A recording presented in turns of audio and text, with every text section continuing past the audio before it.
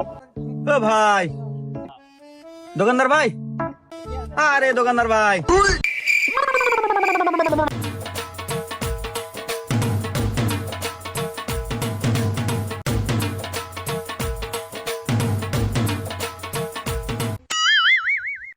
হ্যাঁ ভাইয়া বলেন কি দেবো? আরে ভাইয়া ওই 2 প্যাকেট লেক্সাস দেন আর একটা পানির বোতল দেন। ও আচ্ছা, এই নেন।